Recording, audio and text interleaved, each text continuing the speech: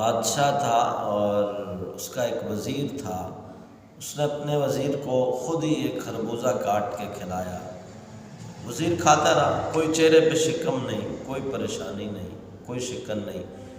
تو بادشاہ کا دل چاہا کہ ایک ڈلی رہ گئی ہے، وہ ایک میں کھا لیتا ہوں۔ تو فرمایا کہ بادشاہ نے وہ اٹھائی، کھانے لگا اور فٹافٹ منہ سے نکال کے پھینک دی۔ تو بادشاہ حیران ہوا، اپنے وزیر سے پوچھنے لگا، کمال ہے یار، اتنا کڑوا منہ میں رکھا نہیں جاتا، تم کھا گئے، کیسے کھا گئے؟ عجیب انسان ہو۔ تو کہتا ہے وزیر بڑا سمجھدار تھا، کہتا ہے بادشاہ سلامت، آج تک اتنی اچھی غذائیں آپ نے کھلائی ہیں، اتنا اچھا کھلایا ہے، آج ایک کڑوا خربوزہ آ ہی گیا تو اس میں کون سی بڑی بات ہے؟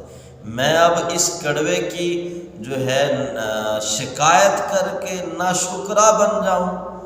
تو بادشاہ نے اسے انعام و اکرام سے بھی نوازا، خوش ہوا۔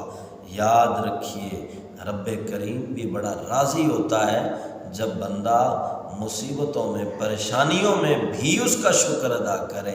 ذرا سوچیں وہ رب کتنا مہربان ہے۔ جب ہم چار بندوں میں بولتے ہوں گے حالات بڑے ٹائٹ ہیں، بس نہ پوچھو حال ایسا ہے، بس تمہارے سامنے ہی ہے، عبادت بھی کر رہا ہوں پھر بھی ایسا حال ہے، ذرا سوچو جب یہ ہم سب کہہ رہے ہوں گے، وہ رب ہمیں دیکھ نہیں رہا ہوتا جس نے ایک کو تو نابینا رکھا، ہماری دونوں آنکھیں ہمیشہ سلامت رکھی، کسی کو اس نے معذور بنایا، ہماری دونوں ٹانگیں ہمیشہ سلامت رکھی، کسی کو اس نے ہاتھوں سے معذور کیا، ہمارے دونوں ہاتھ ہمیشہ سلامت، کسی کو کئی سال بیماریوں میں رکھا، ہم ہمیشہ بیماریوں سے صحت یاب ہیں، ہمیں کوئی تکلیف ہی نہیں ہوئی، تو ہمیشہ اللہ کا شکر ادا کرنا چاہیے، رب کے مہربانیوں پر، رب کی عطا پر راضی رہنا چاہیے۔ فرمایا کہ اللہ کریم نے حدیث قدسی میں آتا ہے، اللہ فرماتا ہے اے محبوب ان سے فرما دیجئے جو میری رضا پر، میری قضا پر راضی نہیں، جو میری قضا پر راضی نہیں، میری عطا پر شاکر نہیں۔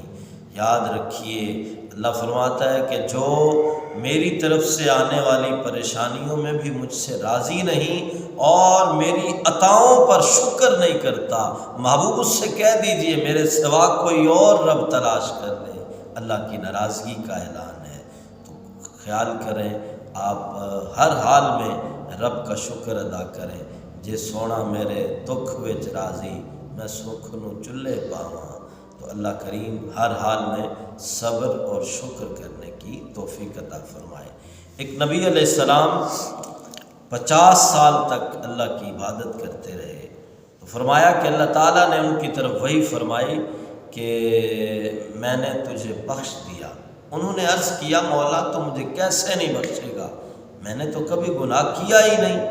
اللہ تعالیٰ نے ایک رگ کو حکم دیا، جسم کی ایک رگ پھڑکنے لگی اور رات بھر تکلیف میں وہ نبی سو نہ سکے۔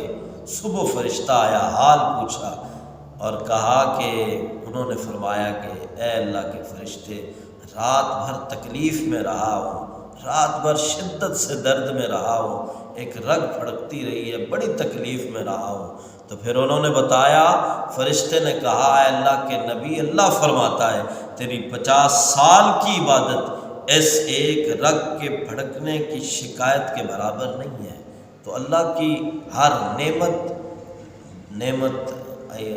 نعمت بڑی عظیم نعمت ہے، اس کا کبھی ناشکری نہیں کرنی چاہیے، اور اپنے علم و فضل پر بھی ہمیں اپنے عمل پر بھی کوئی ناز نہیں ہونا چاہیے۔ اللہ کی رحمت ہے کہ وہ سجدوں کی توفیق دیتا ہے، وہ اس کی عطا ہے کہ وہ 2 لفظ کلام الہی کے پڑھنے کی ہمیں سعادت دے دیتا ہے۔ اللہ ہمیشہ اپنی حفظ و امان عطا فرمائے۔